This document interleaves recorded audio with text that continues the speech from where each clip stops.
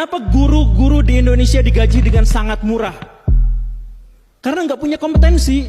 Kenapa nggak punya kompetensi? Karena nggak dilatih untuk memiliki kompetensi. Kalau misalkan ada seorang pilot, ini sering saya sampaikan, kalau ada seorang pilot jadi guru, bisa nggak? Bisa. Bisa nggak guru jadi pilot? Tidak. Nggak bisa. Karena apa? Karena pilot memiliki kompetensi, guru tidak. Kalau misalkan ada dokter jadi guru, bisakah?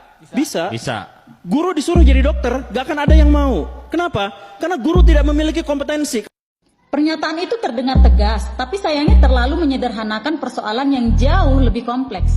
Sebagai guru, saya justru melihatnya dari dalam. Jangan membuat pernyataan seakan semua guru tidak kompeten dalam mendidik. Kompetensi yang harus dimiliki seorang guru itu jelas. Ada kompetensi pedagogik, kompetensi profesional, kompetensi sosial, dan kompetensi kepribadian yang semuanya menjadi dasar dalam menjalankan tugas sebagai pendidik.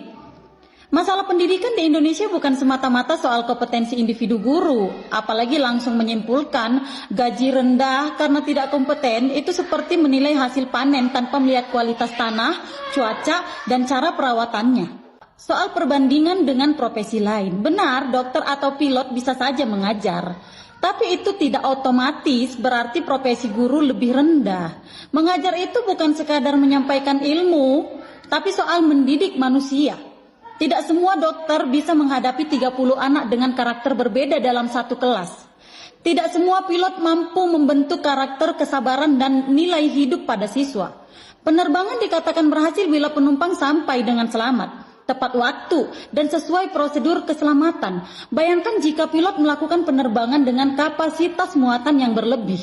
Bayangkan jika fasilitas dalam pesawat tidak memadai, bahkan pilot diharuskan mampu menerapkan peribahasa tak ada rotan, akar pun jadi. Begitu juga dengan dokter. Perawatan kesehatan atau penyembuhan dikatakan berhasil bila pasien tertangani dengan tepat, diagnosis akurat, dan proses penyembuhan berjalan optimal. Bayangkan jika dokter melakukan pemeriksaan terhadap banyak pasien sekaligus. Bayangkan jika dokter melakukan pemeriksaan dengan alat seadanya. Begitu juga lah sebenarnya pendidikan. Pendidikan oleh guru dikatakan berhasil bila siswa tidak hanya memahami pelajaran, tetapi juga berkembang karakter, sikap, dan keterampilannya secara utuh. Bayangkan jika guru melaksanakan pembelajaran dengan siswa yang terlalu banyak di kelas, atau malah dengan alat seadanya. Nah, jadi untuk mengukur keberhasilan itu, banyak aspek yang harus diperhatikan. Bukan hanya siapa yang menjalankan, tetapi juga bagaimana sistem, fasilitas, dan dukungan yang ada di sekitarnya.